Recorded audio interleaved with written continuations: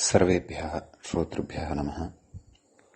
मुनित्रयं नमस्कृत्य तदुक्तिः परिभाव्य च वैयाकरणसिद्धान्तकौमुदीयं विरच्यते। गतपाठे अस्माभिः यद्यत् पठितं तदेकवारं स्मरामः। वयं बहुव्रीहिप्रकरणे स्मः, बहुव्रीहिसमासप्रकरणे स्मः। तत्र वोपसर्जनस्य इत्यनेन सूत्रेण तत्र बहुव्रीहेः अवयवभूतस्य सः इत्यस्य स इति आदेशः क्रियते, परन्तु तस्य सः इत्यस्य आशीर्वादार्थे प्रकृतिभावः अपेक्षितः, नाम स इति आदेशः नापेक्षितः इति एतदर्थम् अस्माभिः सूत्रं पठितं प्रकृत्याशिषि इति। तत्र उदाहरणानि दृष्टानि। स्वस्तिराज्ञे सह पुत्राय सहामात्याय, तत्रापि कश्चन प्रतिषेधः पठितः, नाम अगो वत्स हरेष्विति वक्तव्यम् इति वाच्यम्। नाम एतानि त्रीणि पदानि यदा सः इत्यस्मात् परे भवन्ति तदा सः इत्यस्य प्रकृतिभावः न भवति, अपि तु वोपसर्जनस्य इत्यनेन विकल्पेन तत्र सादेशः भवति। अतः सगवे सहगवे, सवत्साय सहवत्साय, सहलाय सहहलाय इति इमानि रूपाणि सिद्ध्यन्ति। ततः अस्माभिः डच् इति समासान्तप्रत्ययविधायकं सूत्रं पठितं बहुव्रीहौ संख्येये डज बहुगणात् इति। तस्मिन्नेव सूत्रे तत्र डचः प्रसङ्गवशात् तत्पुरुषसमासस्य डच नियामकं वार्तिकं पठ्यमानं वर्तते अस्माभिः। तस्य वार्तिकस्य यद्यपि ग्रन्थोक्तानि उदाहरणानि दृष्टानि एव, व्याख्यात्रा कश्चन विचारः तत्र क्रियमाणः वर्तते। तस्मिन् विचारे विचारद्वयं प्रस्तुतं वर्तते। तद्विचारद्वये अपि एकः विचारः अस्माभिः पठनीयः वर्तते। तत्र कः विचारः व्याख्यात्रा एतावता, नाम अस्माभिः तस्य भाष्यस्थं विचारमादाय भाष्यस्थं प्रसङ्गमादाय प्रथमः विचारः तत्र अस्माभिः कः पठितः इति चेत् तदेकवारं स्मरामः। पश्यन्तु किम् उक्तवान्। न च गवां विंशतिः गोविंशतिः इत्यत्र अतिप्रसङ्गः शङ्क्यः। कस्य अतिप्रसङ्गः न शङ्क्यः इति कथयति इति चेत् संख्यायास्तत्पुरुषस्य वाच्यः इत्यस्य वार्तिकस्य अतिप्रसङ्गः न शङ्क्यः इति। संख्यायास्तत्पुरुषस्य वाच्यः इति वार्तिकेन किमुच्यते? संख्यान्त तत्पुरुषस्य समासान्तः डच् प्रत्ययः भवति इति। अतः एव तत्र अस्माभिः संख्यान्त तत्पुरुषस्य उदाहरणद्वयं ह्यः निर्मितम्। निस्त्रिंशानि इति, अपि च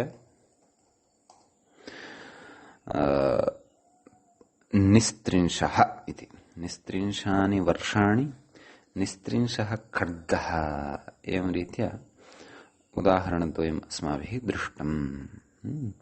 परन्तु गवां विंशतिः गोविंशतिः इत्यत्र यद्यपि सत्यं तत्पुरुषः एव अस्ति, अपि च संख्यान्तः तत्पुरुषः एषः वर्तते, तथापि प्रकृते डच प्रत्ययः न भवति। कुतः? तत्र भाष्ये डच प्रकरणे संख्यायास्तत्पुरुषस्योपसंख्यानं निस्त्रिंशद्यार्थम् इत्युक्तम्। ततः परं तत्र अन्ते उच्यते, तत्र भाष्ये एव किम् अव्ययादेरिति च वक्तव्यम्। नाम कीदृशस्य संख्यान्तस्य तत्पुरुषस्य डच् इति समासान्तः वक्तव्यः इति चेत् अव्ययादेः एव। अव्ययाद् भिन्नस्य तु अव्यय भिन्नादेः तु न इति।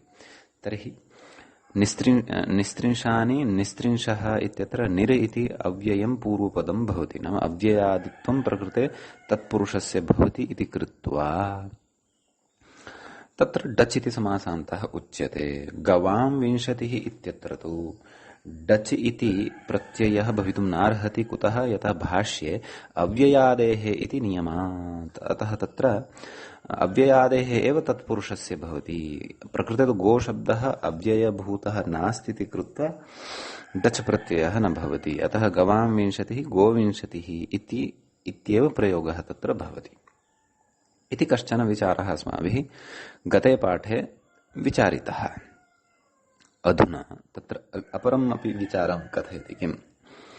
न च एकाधिका विंशतिः एकविंशतिः इत्यत्र संख्यया व्ययासन्नादूराधिकसंख्याः संख्येये इति समासे सति बहुव्रीहौ संख्येये डजबहुगणात् इति डच् संख्यः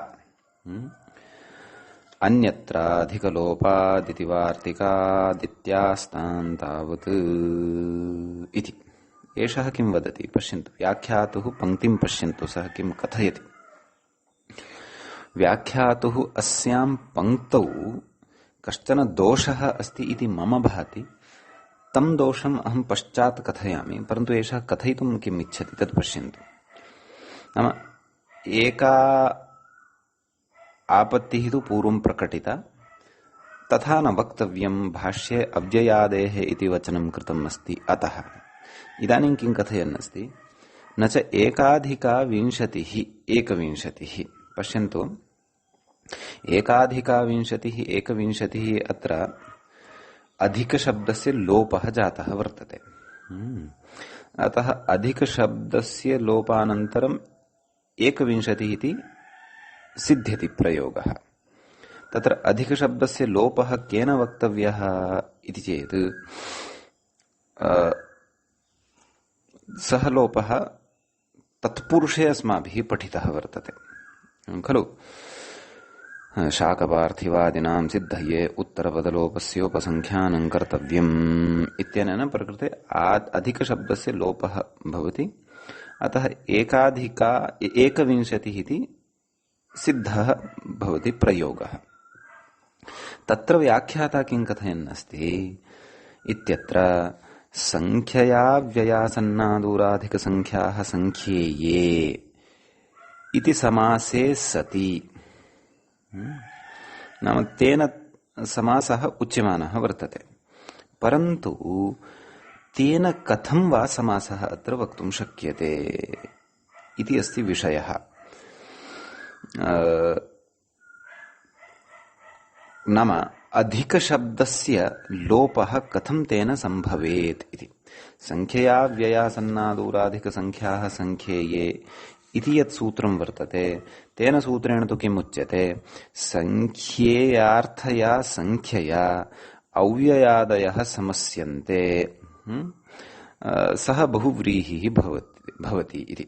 तर्हि तत्र संख्यया व्ययासन्नादूराधिक, तत्र अधिकशब्दविषये अस्माभिः उदाहरणं दृष्टम्, अधिकचत्वारिंशाः इति।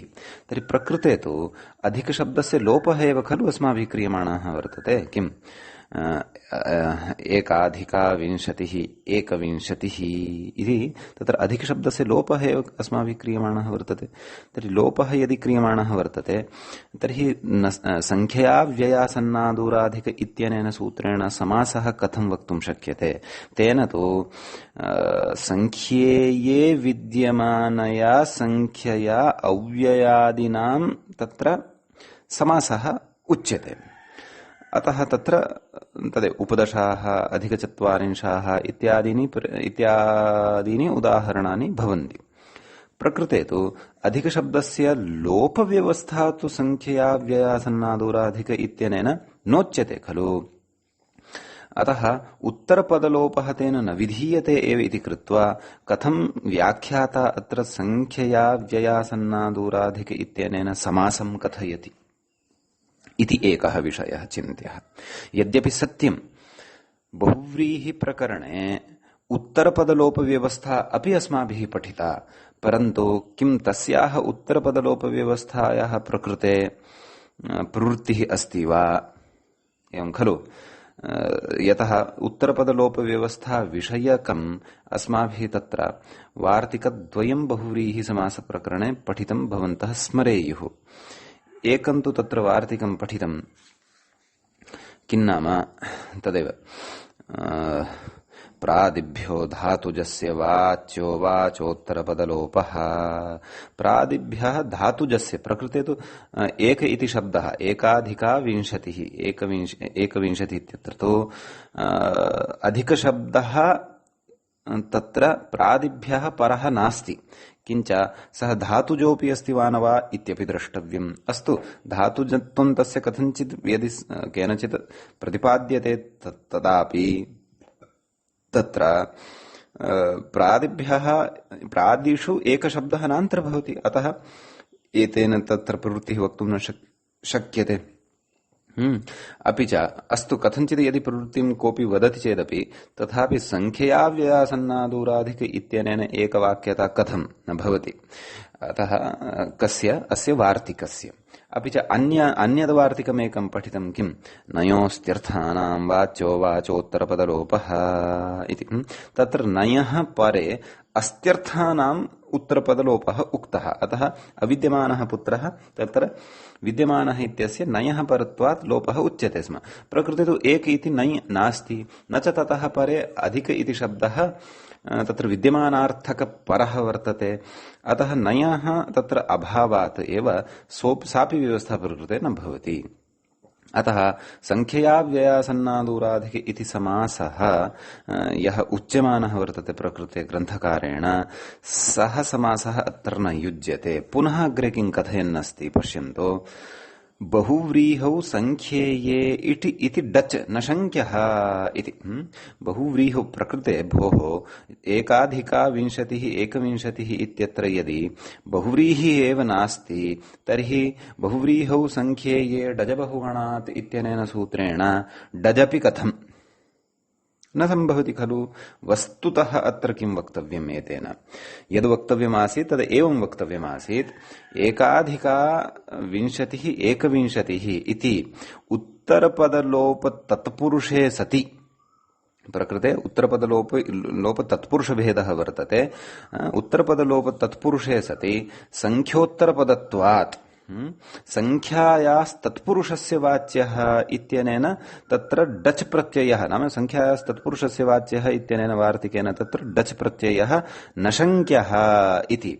कुतः न शङ्क्यः?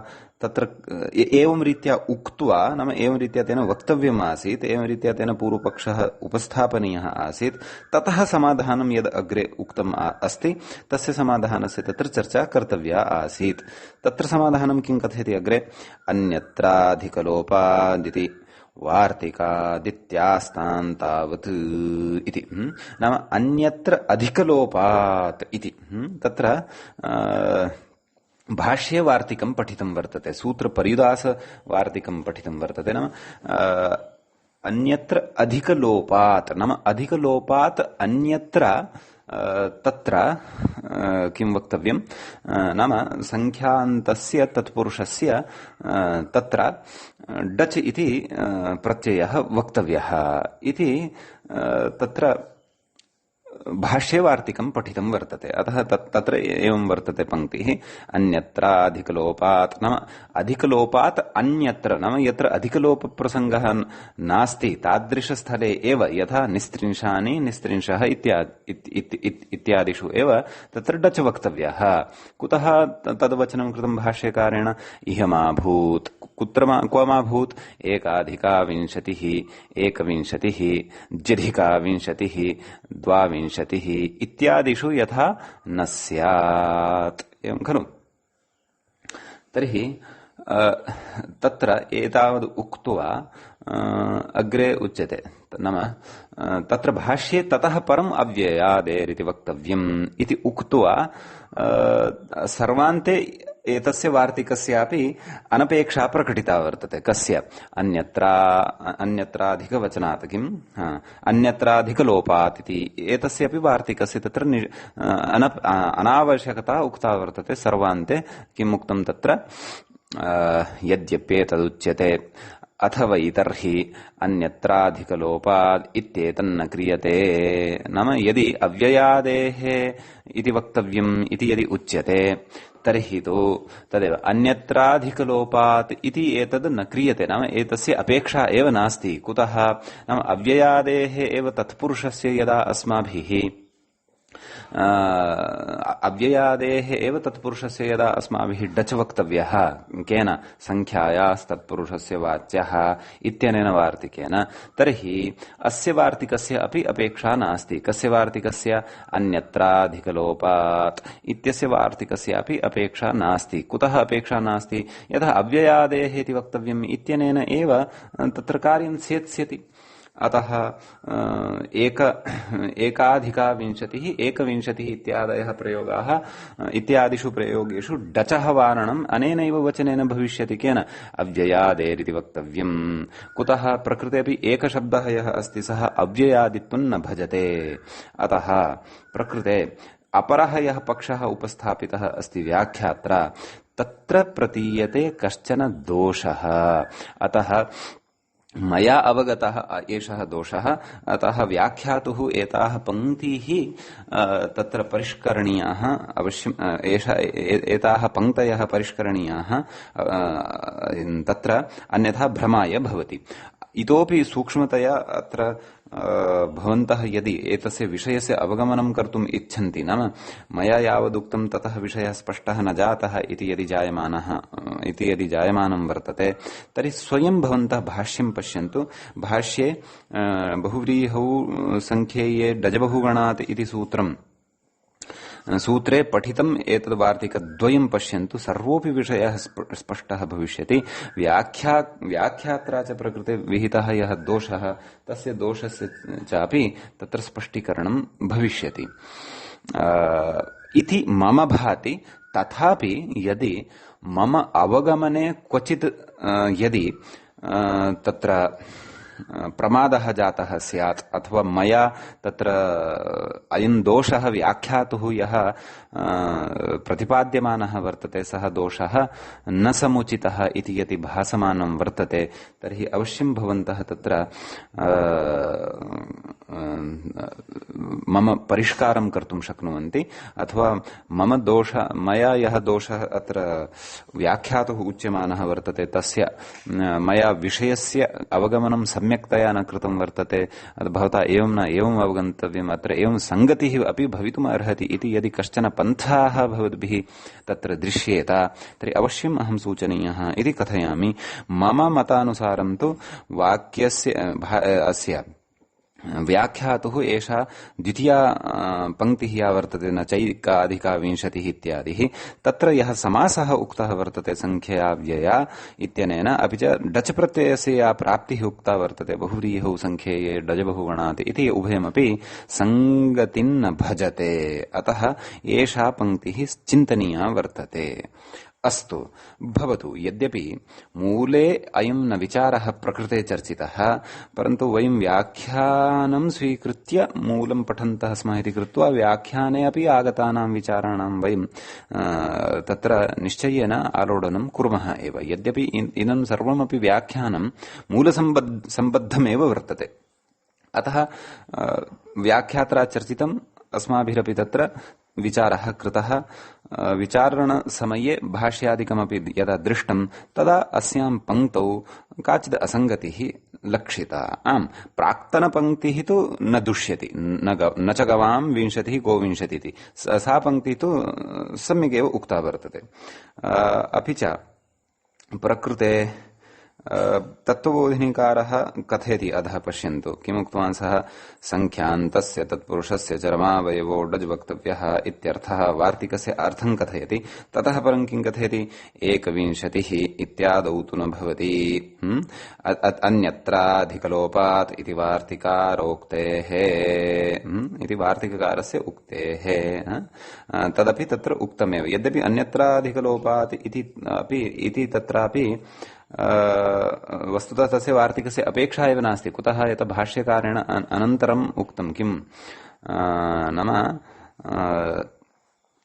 पश्चादुक्तम् अन्यत्राधिकलोपात् इत्येतन्न क्रियते नाम एतस्य अपेक्षा नास्ति यदि एतदुच्यते किमुच्यते अव्ययादेरिति च वक्तव्यम् इति अस्तु तर्हि भवन्तः निश्चयेन प्रबुद्धाः श्रोतारः अत्र अवधानं कुर्वन्ति अस्मिन् विषये यदि कश्चन विशेषः भवद्भिः नाम अस्याः पङ्क्तेः समन्वयनाय यदि कश्चन विशेषः लक्ष्येत तर्हि निश्चयेन मामपि सूचयिष्यन्ति इति तत्र सम्प्रार्थ्य अहम् इदानीं तत्र अग्रिमं सूत्रं प्रविशन्नस्मि अग्रिमं सूत्रम् इदानीं वयं पठिष्यामः तत्र इदानीं कानिचन सूत्राणि त्यक्त्वा अग्रिमं सूत्रं गृह्णन्नस्ति व्याख्याता सूत्रं वर्तते 1300तमं सूत्रम् इतः पूर्वम् अस्माभिः तत्र सूत्रं पठितं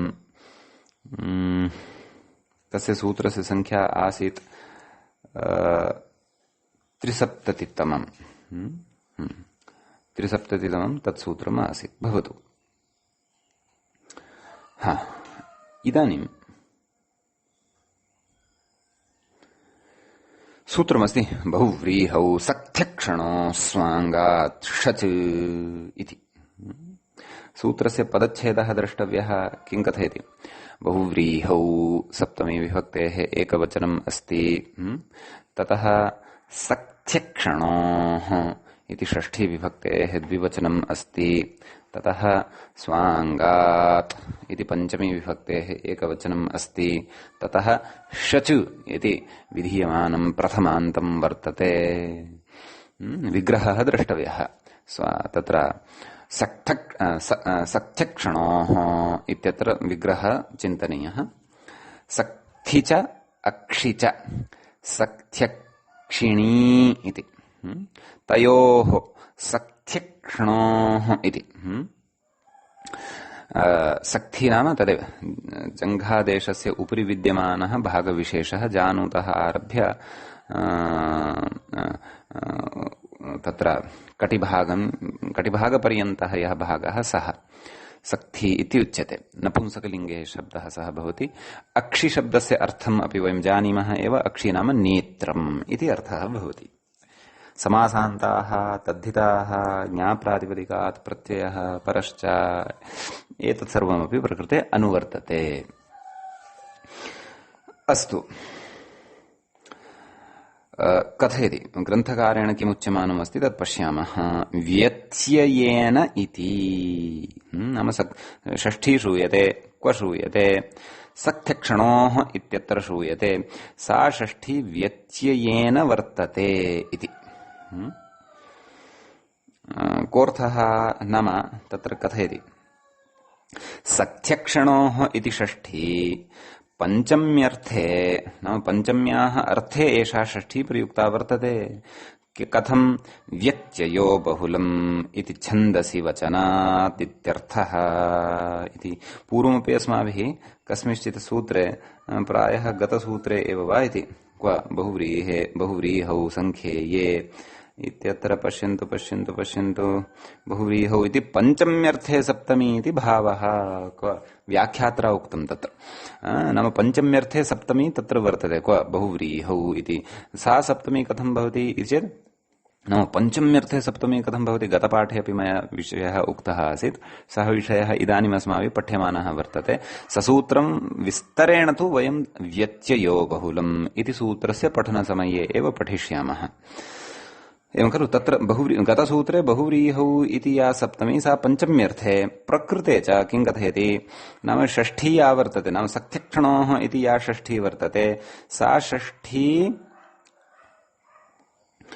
अपि पञ्चम्यर्थे वर्तते कथं वर्तते इति चेत् किम् उक्तवान् कथं सा एतादृशं विधानं कथं भवति व्यत्ययो बहुलम् नाम कश्चन नाम व्यत्ययः यः भवति व्यत्ययः काचित् विधा कश्चन विधिः वर्तते सः व्यत्ययः बहुलं भवति नाम बहुलत्वेन भवति क्वचित् प्रवृत्तिः क्वचिदप्रवृत्तिः क्वचित् विभाषा क्वचिदन्यदेव बहुलग्रहणमाश्रित्य व्यत्ययः भवति व्यत्ययः नाम तदेव एतादृश परिवर्तनम् एव कीदृशं नाम दृश्यते षष्ठी परन्तु अर्थः तत्र पञ्चम्याः दृश्यते सप्तमी परन्तु अर्थः तत्र पञ्चम्याः इति सर्वं व्यत्ययम् आश्रित्य भवति तादृशः व्यत्ययः वेदे भवति इति छन्दसि वचनादित्यर्थः अग्रे कथयति व्याख्याता नाम छन्दसि व्यत्ययो बहुलम् इत्युच्यते नाम वेदे उच्यते तर्हि वेदे उच्यते खलु सूत्रेषु कथं व्यत्ययः क्रियते सूत्रकारेण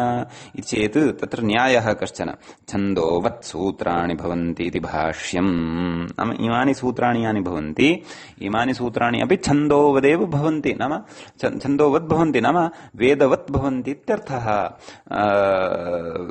परन्तु इदमपि स्मर्तव्यं साक्षात् वेद एव भवति सूत्राणि वेदरूपाणि एव भवन्ति इति न परन्तु वेदवत् भवन्ति अतः वेदत्वाध्यारोपः प्रकृते अस्ति सूत्रेषु अध्यारोपम् आदाय वयं व्याकरणशास्त्रे अपि कार्यं कुर्मः इति जानीमः एव स्थानिवदादेशो नलुविधौ इत्यादिषु तर्हि प्रकृते अपि वेदवत्त्वं छन्दस्सु आरोप्य वैदिकीं व्यवस्थां वयं छन्दसु वैदिकीं व्यवस्थां वयं सूत्रेषु छन्दसु न सूत्रेषु अपि कुर्मः जानीमः सूत्रकारः तादृशीं व्यवस्थाम् अत्र करोति तादृश्यः अन्याः अपि वैदिक्याः व्यवस्थाः सूत्रेषु सूत्रकारेण क्रियते यथा विभक्तिलोपः इत्यत्र यथा विभक्तिलोपः अस्ति तद्वत् तर्हि प्रकृते अपि व्यत्ययेन षष्ठी या विहिता वर्तते सख्यक्षणोः सा व्यत्ययसामर्थ्यात् तत्र पञ्चम्यर्थं प्रकटयति इत्यर्थः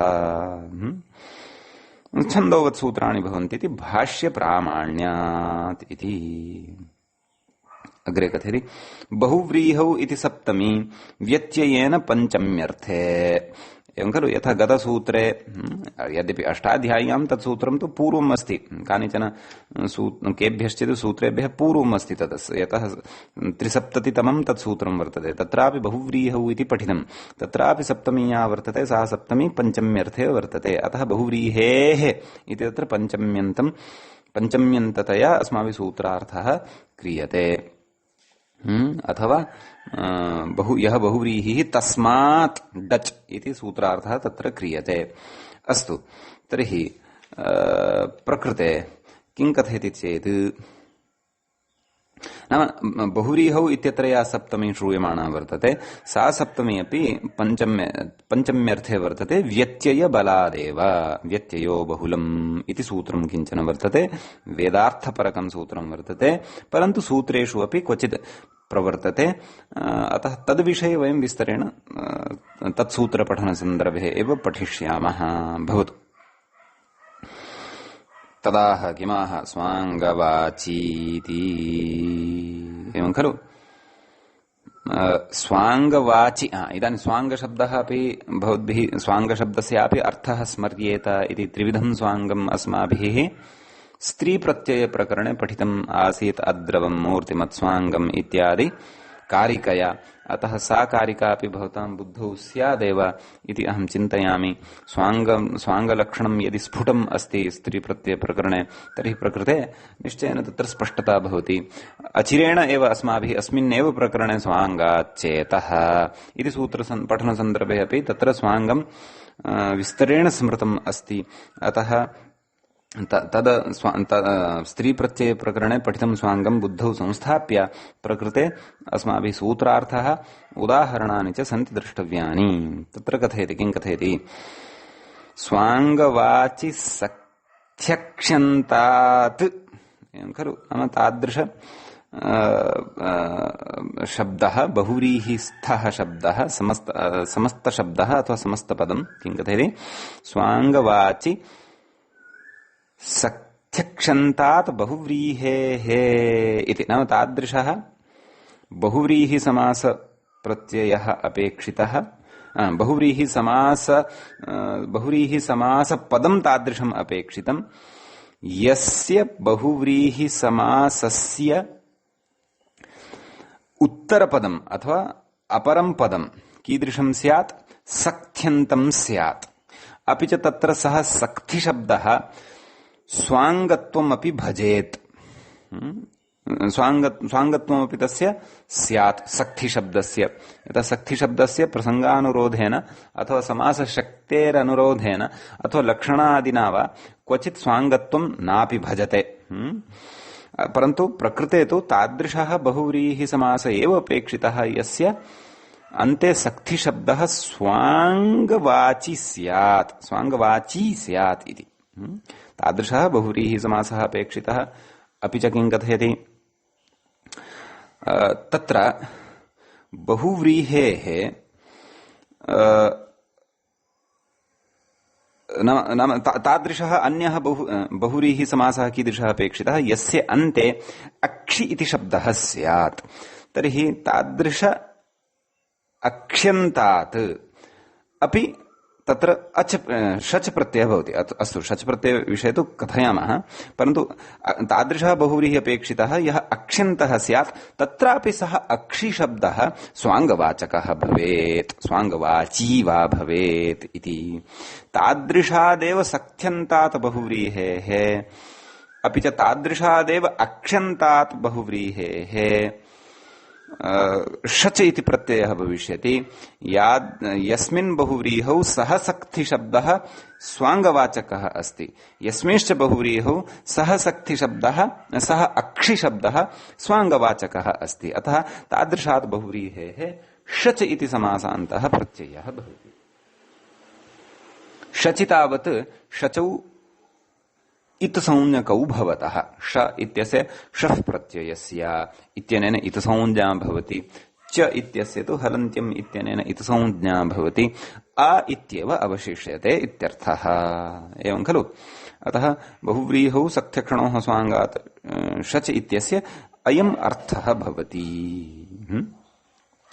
किं कथयति व्याख्याता तदाह स्वाङ्गवाचीति सक्थ्यक्षन्तादिति बहुव्रीहि विशेषणत्वात् तदन्तविधिरिति भावः नाम तदन्तविधिद्वारा अयम् अर्थः लब्धः कः सक्थ्यक्षन्तात् इति अस्तु किं शच स्यात् समासान्तस्तद्धितश्चेति ज्ञेयम् नाम अयं शच समासान्तः वर्तते तद्धितु संज्ञकोऽपि वर्तते इति अधिकार द्वये अयं शच पठितः वर्तते तद्धिताः इति अधिकारः तस्मिन् अधिकारे अवान्तराधिकारः यः वर्तते समासान्ताः इति अतः समासान्तोऽपि अयं तद्धितु संज्ञकोऽपि अयम् इति इत्यर्थः भवतु ततः अग्रे किं कथयति इति चेत् उदाह्रियते किम् उदाह्रियते दीर्घसक्थ इति दीर्घसक्थ इत्यत्र कथयति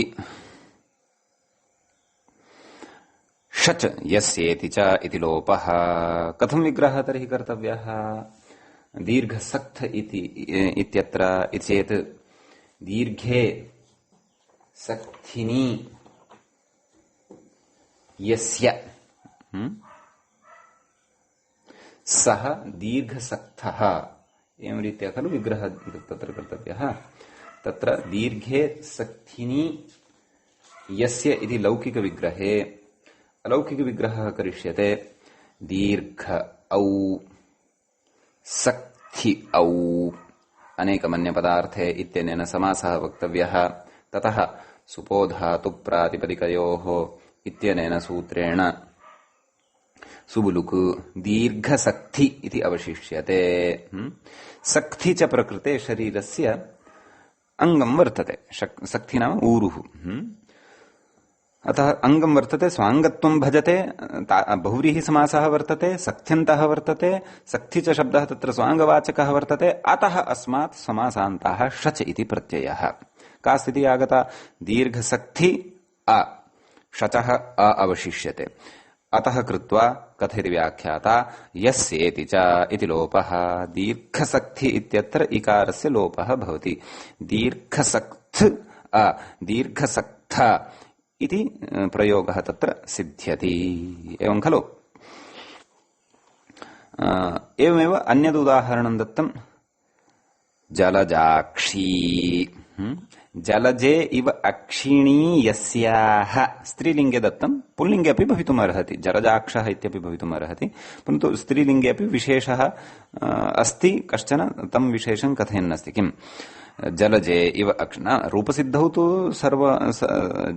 एवमेव तत्र प्रक्रिया, यथा दीर्घसक्तः इत्यत्र पठितं, परन्तु अत्र स्त्रीत्वात् तत्र ञीष् प्रत्ययः भविष्यति इत्येतावानेव अत्र पृथक् विशेषः, तावदेव।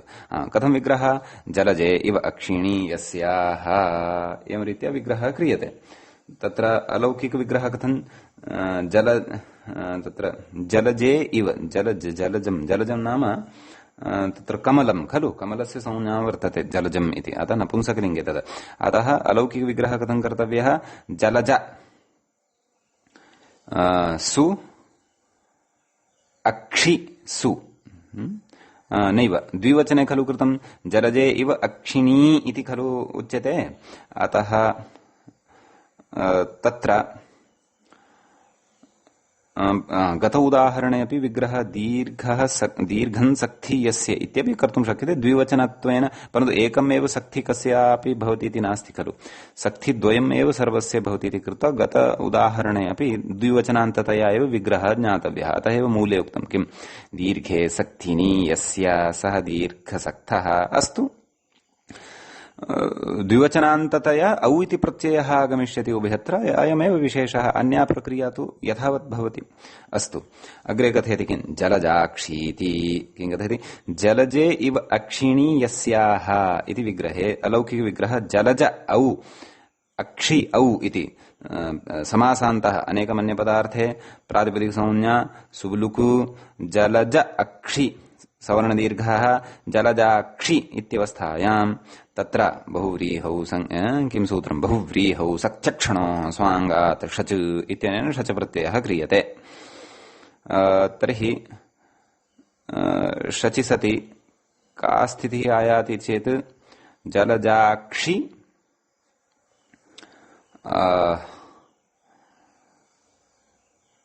अ, जलजाक्षि अ इत्यवस्थायां यस्येति च इत्यनेन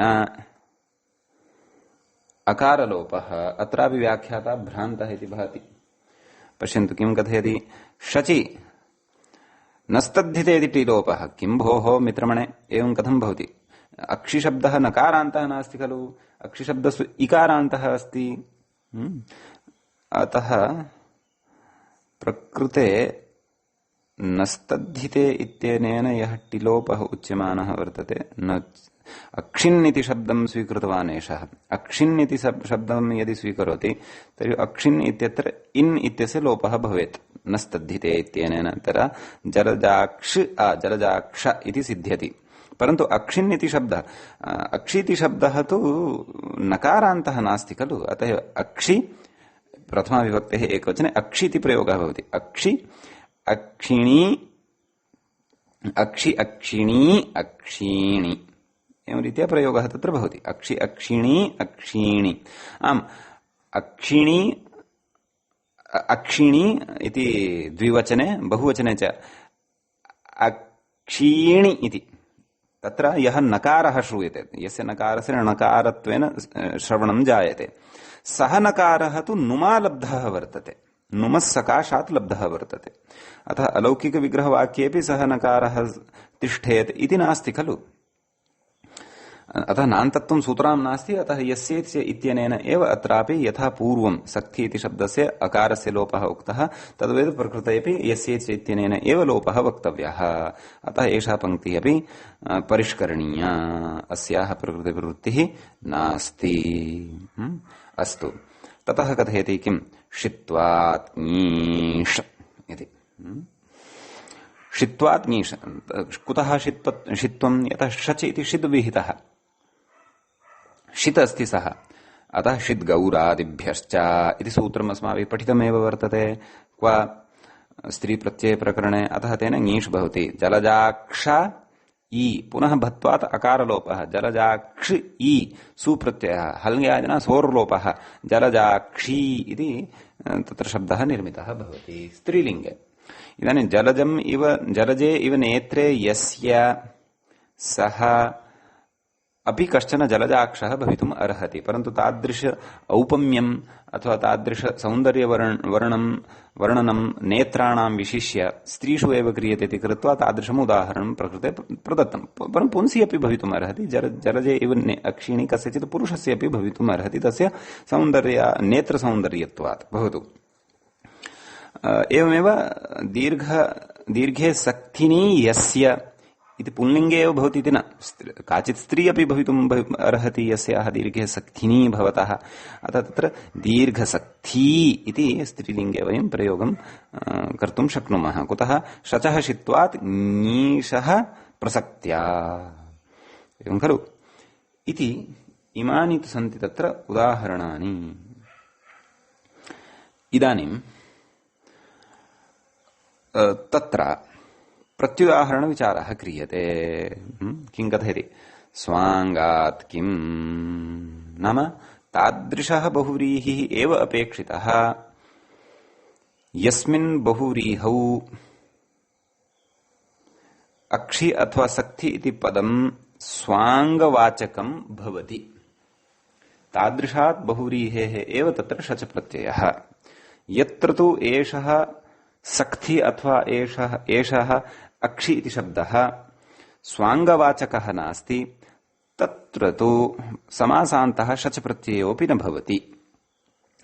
तर्हि तादृशं किं स्थलम् अथवा तादृशं किं तद् उदाहरणं यत्र एष सक्थिशब्दः अथवा एषः अक्षिशब्दः स्वाङ्गत्वं न भजते इति चेत् तदर्थम् उदाहरति। किम् उदाहरति? दीर्घसक्थिशकटम् इति। तत्र विग्रहः कथं? दीर्घे सक्थिनी। तत्र सक्थिशब्दस्य कः अर्थः स्वीकर्तव्यः इति चेत् तद् कथयति अग्रे व्याख्याता। किं कथयति? सक्थिसदृशौ ईशादण्डौ इति यस्य इति विग्रहः। सक्थिसदृशौ ईशादण्डौ, ईशा नाम कोऽर्थः? लाङ्गलदण्डः इति। यथा लाङ्गले दण्डः भवति, लाङ्गलीशा, हरीशा इत्यादयः प्रयोगः पठितः खलु अस्माभिः। नाम लाङ्गलस्य नाम लाङ्गलरूप नाम लाङ्गलदण्डः यः भवति, नाम लाङ्गलाख्यः यः दण्डः भवति, तस्य दण्डस्य कृते उच्यते ईशादण्डः इति। अतः प्रकृते सक्थिशब्दस्य अर्थः भवति ईशादण्डः इति। अतः सः च अर्थः, सः च ईशादण्डः इति यः शब्दः वर्तते, तस्मिन् अर्थे यः सक्थिशब्दः प्रकृते प्रयुक्तः वर्तते, तस्य तु अद्रवं मूर्तिमत्स्वाङ्गम् इत्यादि लक्षणेन स्वाङ्गत्वं न भवति। स्वाङ्गत्वं न भवति इति कृत्वा एव तत्र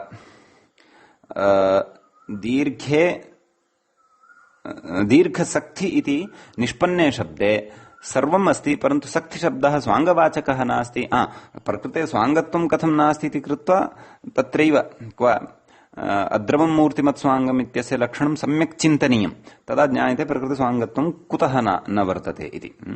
अस्तु, तर्हि प्रकृते तत्र स्वाङ्गत्वाभावादेव समासान्तः शच प्रत्ययः अपि न भवति इति तदेव अग्रे कथयन् अस्ति। किं कथयति? अत्र सक्थिशब्दार्थयोः ईशादण्डयोः नाम द्विवचनान्ततया खलु विग्रहः कृतः नाम दीर्घे सक्थिनी इति तर्हि द्वे सक्थिनी प्रकृते ग्राह्ये किं कथयति अत्र सक्थिशब्दार्थयोः ईशादण्डयोः नाम ईशादण्डौ यौ सक्थिशब्देन अत्र व्यवह्रियमाणौ वर्तेते तयोः अद्रवं मूर्तिमत्स्वाङ्गम् इत्यादि स्वाङ्गलक्षणाभावान्न षजिति भावः स्वाङ्गलक्षणं यदस्माभिः त्रिधा उक्तं वर्तते तेन प्रकृते स्वाङ्गत्वं न गम्यते इति कृत्वा स्वाङ्गत्वाभावात् तत्र षच प्रत्ययः न भवति।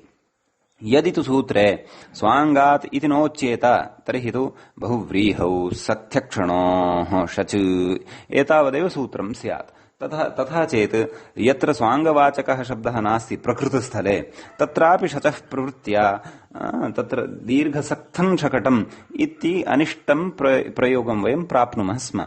तन्मा भूत् इति एतदर्थमेव तत्र स्वाङ्गात् इति उच्यते। अतः एकं प्रत्युदाहरणम् अग्रे कथयति। अत्र स्वाङ्गात् इत्यस्य प्रत्युदाहरणान्तरमाह नाम अक्षिशब्दविषये अपि प्रत्युदाहरणं कथयति। किं कथयति? स्थूलाक्षा वेणुयष्टिः इति। तर्हि तस्य कथं विग्रहः तद् प्रदर्शयति, विग्रहं कृत्वा प्रदर्शयति। किं? स्थूलानि अक्षीणि। प्रकृते अक्षिशब्दः इत्यनेन किं ज्ञाप्यते? पर्वग्रन्थयः इति। यस्याः इति बहुव्रीहिः। पर्वग्रन्थिः नाम तत्र भवन्तः वेणुं जानीयुः। वेणुयष्टिः नाम वेणुः नाम वाद्ययन्त्रविशेषः खलु, अथवा वेणु सत्यं वेणु इति वाद्ययन्त्रविशेषोऽपि भवति। वेणुः इति वंशवृक्षस्य अपि नामान्तरं भवति भोः। अतः प्रकृते सैव वंशवृक्षस्य एव कश्चन भेदविशेषः अत्र गृहीतः वर्तते। यष्टिः नाम दण्डविशेषः। तर्हि वंशवृक्षं यदा वयं पश्यामः वंशवृक्षस्य बहवः प्रकाराः भवन्ति। वंशः हिन्द्याम् उच्यते बांस् इति, अतः आङ्ग्ले उच्यते बेम्बू इति। तत्र वंशवृक्षः यः भवति तत्र भवन्तः तस्य दर्शनं यदि कदाचित् कृतवन्तः स्युः तर्हि वंशवृक्षः एकः किञ्चित् स्थूलः भवति। इञ्च् द्वयं वा इञ्च् त्रयं वा तस्य वैशाल्यं भवति। गोलाकारकत्वेन दीर्घः वृक्षः भवति। एकः वंशवृक्षकः भवति, तस्य बहु उच्छ्रायः अपि न भवति, परन्तु सामान्येन तत्र तस्य अपि दण्डाकृतिः भवति। तत्र मध्ये मध्ये प्रति 1 फीट् अनन्तरं काश्चन ग्रन्थयः दृश्यन्ते। तद् हिन्द्याम् उच्यते गाण्ठ इति। संस्कृतेन ग्रन्थिः अथवा पर्वग्रन्थिः इति व्यवहर्तुं शक्यते। सा पर्वग्रन्थिः अथवा ताः पर्वग्रन्थयः अक्षिशब्देन अपि व्यवह्रियन्ते। अतः तत्र प्रयुक्तः अक्षिशब्दः पर्वग्रन्थ्यर्थः वर्तते इति कृत्वा तत्र अक्षिशब्दस्य स्वाङ्गत्वं नास्ति।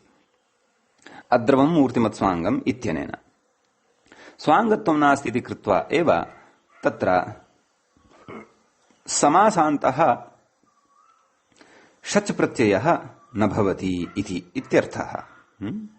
अतः तत्र किं कथयति? स्थूलानि अक्षिणी पर्वग्रन्थः यस्याः इति बहुव्रीहिः। तत्र कथयति अस्वाङ्गत्वात् इह न षजिति भावः। अस्वाङ्गत्वात् प्रकृते षच् प्रत्ययः न भवति इत्यर्थः। एवं खलु? तथापि कथं तर्हि स्थूलाक्षा वेणुयष्टिः इति श्रूयते? एवं खलु? अक्षा तत्र टाप् श्रूयते अन्ते। टाप् यदि आगतः तर्हि स्थूलाक्ष इति शब्दः कथञ्चित् अकारान्तः एव स्वीकर्तव्यः भवति खलु। अकारान्तादेव तत्र टापि सति पुनः सवर्णदीर्घादिकं कृत्वा स्थूलाक्षा इति प्रयोगः खलु स्त्रीलिङ्गे लभ्यते। यदि तत्र षजेव न जातः तर्हि शचः प्रवृत्तिरेव यदि तत्र न जाता तर्हि शचः अप्रवृत्त्या कथं स्थूलाक्ष इति शब्दः लब्धः। स्थूलाक्ष इति शब्दः एव यदि न लभ्यते तर्हि कथञ्च तत्र टाप् कथं स्थूलाक्षा वेणुयष्टिः इत्युच्यते इति चेत् तत्र कथ्यते, अग्रे कथ्यते। किं कथ्यते? ननु षजभावेऽपि नान्तलक्षणङीपि स्थूलाक्षिणी इति स्यादिति आह। तत्र एषा पङ्क्तिः चिन्तनीया। अत्रापि पङ्क्तौ दोषः वर्तते। तत्र सम्पादकेनापि उक्तं वर्तते, नाम ग्रन्थस्य कश्चन यः सम्पादकः वर्तते तेन फुट्नोट् मध्ये उक्तं वर्तते। पश्यन्तु, पादटिप्पणिः तेन प्रदत्ता वर्तते। किं कथयति? ग्रन्थोऽयम् असङ्गतः इव प्रतिभाति अक्षिशब्दस्य नान्तत्वाभावात्। किं कथयति व्याख्याता? ननु षजभावेऽपि नान्तलक्षणङीषि। भोः, नान्तलक्षणत्वं कथम्? यथा अलौकिकविग्रहवेलायां तु तत्र मूलशब्दः एव खलु गृह्यते। मूलशब्दश्च कः? अक्षिणी इत्यत्र इति चेत् अक्षि इति। सः शब्दः किमन्तः इति चेत् इकारान्तः। सुतराम् अक्षिशब्दः नकारान्तः नास्ति। आम्, द्विवचने बहुवचने तु तत्र अक्षीणि अक्षिणी इति यः प्रयोगः श्रूयमाणः वर्तते तत्र नकारस्य णत्वं यद् जातं वर्तते सः नकारस्तु नुमः सकाशात् लभ्यते। सः नकारः न अक्षिशब्दस्थः। यदि अक्षिशब्दे अपि नकारः स्यात् तर्हि तु प्रथमाविभक्तेः एकवचने अपि तस्य कश्चन उपायः चिन्तनीयः स्यात्। परन्तु प्रथमाविभक्तेः एकवचने अक्षि इत्येव शब्दः श्रूयते। तत्र अक्षिशब्दात् सुप्रत्ययः क्रियते, नपुंसकलिङ्गे सः शब्दः इति कृत्वा सः तत्र सोः लोपः भवति। अतः अक्षि इति इकारान्तः शब्दः यथा मूलप्रातिपदिकं भवति तद्वदेव तस्य तत्र श्रवणं भवति पदत्वेन अपि। पदत्वं तु अस्ति, प्रत्ययलक्षणं समाश्रित्य भवतु। तर्हि प्रकृते अपि नान्तत्वम् एव यदि नास्ति कस्य अक्षिशब्दस्य तर्हि नान्तलक्षणङीपि इति कथमुच्यते? न खलु स्यात् इति चेत् तदेव कथयति। ननु षजभावेऽपि नान्तलक्षणङीपि स्थूलाक्षिणीति स्यादित्यतः एषः पूर्वपक्षः एव यः उपस्थापितः वर्तते सः असङ्गतः। अत्र अयं पूर्वपक्षः एव न संगतः, पूर्वपक्षः एव न सम्भवति इति कृत्वा साक्षात् तत्र अक्षणो दर्शनात् इत्येव वक्तव्यम्। तर्हि अक्षणो दर्शनात् इति यद् उक्तवान् मूले तस्य साक्षात् प्रकृते प्रवृत्तिः कर्तव्या। तत्र कस्यचित् पूर्वपक्षस्य अपेक्षा अस्ति इति नास्ति। आम्, अधिकाधिकम् एतद् वक्तुं शक्यते। नाम शचः अप्रवृत्त्या कथं तत्र टाप् स्थूलाक्षा इत्यत्र इति चेत् इति कृत्वा आह किमाह अक्षणो दर्शनात्। न अक्षणो दर्शनात् इति विषयस्तु अग्रे पठनीयः वर्तते, परन्तु प्रकृते या अवतरणिका उपनिबद्धा वर्तते मूलग्रन्थस्य अग्रिमायाः पङ्क्तेः समन्वयनाय अथवा व्याख्यानाय सा अवतरणिका न युज्यते इत्यर्थः। अतः एतां पङ्क्तिमपि परिष्कुर्वन्तु। अत्र पूर्वपक्षम् इत्थम् उपस्थापयन्तु। नाम शचि इति समासान्तः प्रत्ययः एव न भवति, अतः अकारान्तत्वम् एव स्थूलाक्षि इति शब्दस्य अकारान्तत्वम् एव न लभ्यते शचः अभावात्। तर्हि कथं स्थूलाक्षा इति प्रयोगः इति चेत् इत्यत आह एवं रीत्या प्रकृते भवन्तः पूर्वपक्षम् अवगच्छन्तु अथवा अवतरणिकाम् अवगच्छन्तु। एवं रीत्या अवतरणिकाम् अवगत्य ततः परम् अग्रे ग्रन्थकारेण किम् उच्यमानं वर्तते तदिदानीं द्रष्टव्यम्। यद्यपि सत्यम् व्याख्या एषा उपकारिणी वर्तते, परन्तु एतादृशः दोषः मध्ये आगतः इति कृत्वा एषा व्याख्या निकृष्टा अस्ति इति तु अस्माभिः दृष्टिः न स्थापनीया। कुतः? महत्कार्यं तेन कृतं वर्तते। उपकारिणी च व्याख्या सरला व्याख्या भवति, परन्तु मध्ये मध्ये वस्तुतः एतादृशः दोषाः आगताः चेदपि अस्माकं लाभः एव। कुतः? चिन्तनाय कश्चन अवसरः लभ्यते। वयं किं सम्यक्तया पठन्तः स्मः वा न वा इति कश्चन अवसरः लभ्यते। तर्हि एतादृशे दोषे उपस्थिते तत्र विद्वद्भिः चर्चां कृत्वा अथवा वयमेव मितः चर्चां कृत्वा स्वीयस्य ज्ञानस्य स्तरवर्धनं कर्तुं शक्नुमः। अपि च अस्माकं बुद्धेः तैक्ष्ण्यं तत्र वर्धते, वयम् इतोपि प्रौढानां विचाराणाम् अवगमाय सामर्थ्यं प्राप्नुमः। अतः प्रकृते यद्यपि इमाः पङ्क्तयः प्रमादवशादेव लिखिताः अभूवन्, तथापि सः प्रमादः अस्माभिः ग्राह्यः, तत्र परिष्कारः कर्तव्यः। भवतु। अस्तु, तर्हि अग्रे प्रविशामः। किं कथयति? अक्षणो दर्शनादित्यजिति। किमुक्तं? मूले उक्तं किमुक्तम्? अक्षणो दर्शनात् इत्यच। भवतु, शच नास्ति। शच कुतः नास्ति? स्वाङ्गत्वं नास्ति। कस्य? स्थूलाक्षि इति शब्दस्य। यतः प्रकृते पर्वग्रन्थ्यर्थे नाम वंशवृक्षस्य ग्रन्थिः या भवति अथवा पर्वग्रन्थिः या भवति तदर्थे प्रकृते अक्षिशब्दः प्रयुक्तः, न तु नेत्रार्थे प्रयुक्तः। नाम स्वाङ्गभूतं यन्नेत्रं तदर्थे प्रकृते अक्षिशब्दः न प्रयुक्तः इति कृत्वा प्रकृते शच न भवति, चिन्ता नास्ति। परन्तु अपरः कश्चन समासान्तप्रत्ययः प्रकृते भवितुम् अर्हति। स तु समासान्तप्रत्ययः अस्माभिः समासान्तप्रकरणे अग्रे पठिष्यते, परन्तु प्रकृते प्रसङ्गवशात् तस्य अत्र स्मरणं क्रियमाणं वर्तते। अक्षणो दर्शनात्, अक्षणः अदर्शनात् इति कथयति। शचितो शित्वलक्षणात् ङीष् स्यादिति भावः। नाम प्रकृते अक्षणो दर्शनात् इति वक्ष्यमाणः अच् इति प्रत्ययः भवति। तस्य सूत्रस्य अर्थः, तस्य सूत्रस्य पदच्छेदादिकं सर्वमपि अस्माभिः समासान्तप्रकरणे पठिष्यते। अत्र सद्यः एतावदेव पर्याप्तं वर्तते यत् स्थूलाक्षि इति शब्दात् अक्षणो दर्शनात् इत्यनेन सूत्रेण अच् इति प्रत्ययः भवति। स्थूलाक्षि अस्वाङ्गवाचकात् अक्ष्यन्तात् बहुव्रीहेः अपि अयं भवितुम् अर्हति। तत्र तु स्वाङ्गात् इति निर्बन्धो नास्ति। क्व? अक्षणो दर्शनात् इत्यत्र। अतः अत्र समासान्तः अच् इति प्रत्ययः भवति। समासान्ते अचि सति स्थितिः जायते। का? स्थूलाक्षि पुनः भत्वात् स्थूलाक्षि इत्यत्र विद्यमानः इकारः लुप्यते। स्थूलाक्ष स्थूलाक्ष इति आयाति। स्थूलाक्ष इति इदानीम् अस्य अदन्तत्वं सम्पन्नम्। अदन्तत्वं सम्पन्नम् इति कृत्वा अजाद्यतष्टाप् इत्यनेन सूत्रेण तत्र टाप् प्रत्ययः भवति। यदि तु शच स्यात् तर्हि किं स्यात्? तत् कथयन्नस्ति। शचितो षित्वलक्षणङीष स्यात् इति भावः।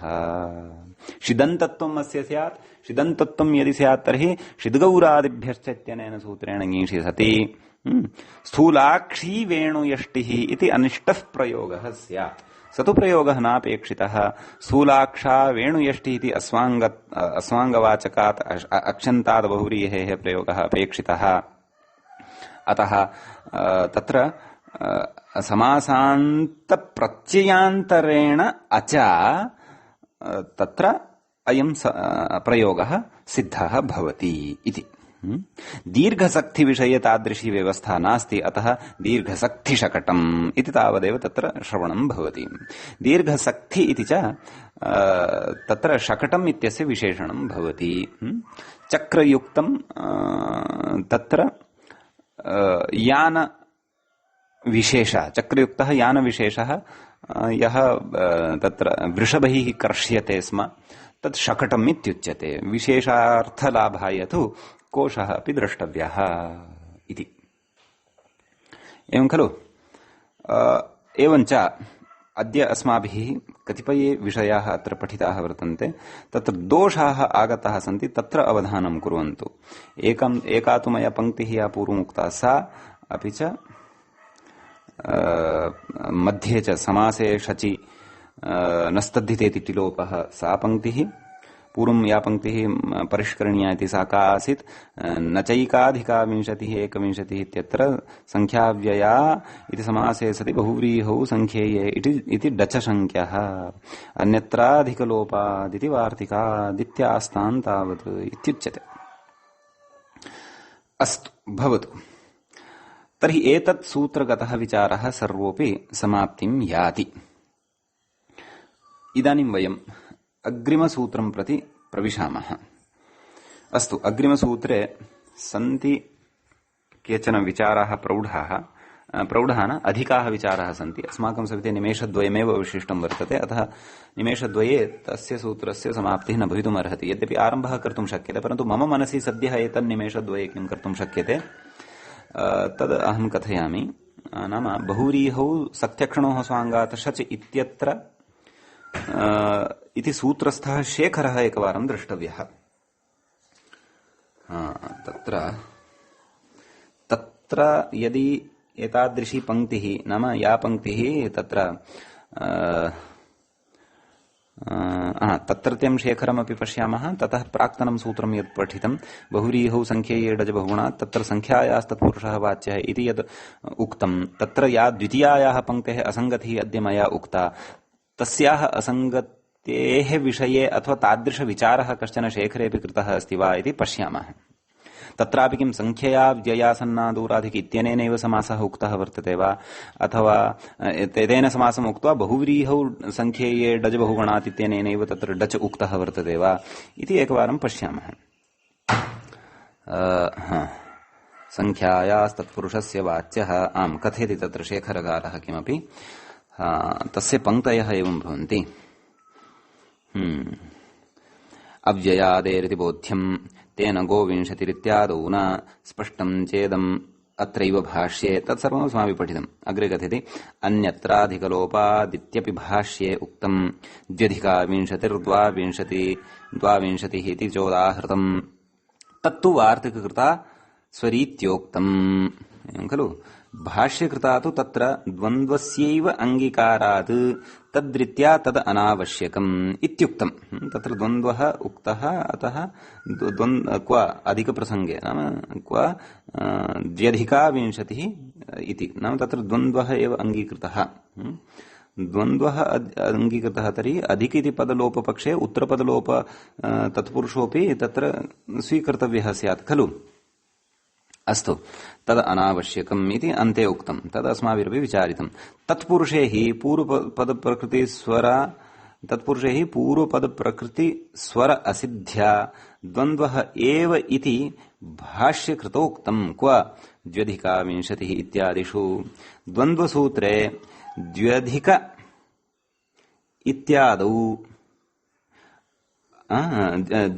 इत्यादौ अव्ययादित्वाभावाच्च अव्ययादेः इत्याश्रित्य अन्यत्राधिकलोपादिति न वक्तव्यम् इति चात्र भाष्ये उक्तमित्याहुः।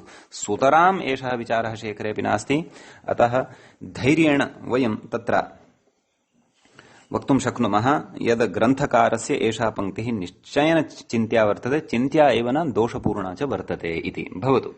तर्हि एतान् सर्वान् अपि विचारान् वयं बुद्धौ स्थापयामः। तथापि मया भवन्तः श्रोतारः तत्र सम्प्रार्थिताः एव यदि अस्याः पङ्क्त्यर्थं कश्चन सङ्गतेः प्रकारः, समन्वयनस्य प्रकारः यदि अवबुध्येत तर्हि निश्चयेन सूचयन्तु इति। अद्य तावद् वयम् एतावदेव पठिष्यामः। अङ्गुलेर्दारुणी इति अग्रिमं सूत्रम् आदाय अग्रिमे पाठे उपस्थिताः भवामः। सद्यः अत्रैव मङ्गलम् मुनित्रयं नमस्कृत्य तदुक्तिः परिभाव्य च वैयाकरणसिद्धान्त कौमुदीयं विरच्यते। सर्वेभ्यः श्रोतृभ्यः नमः।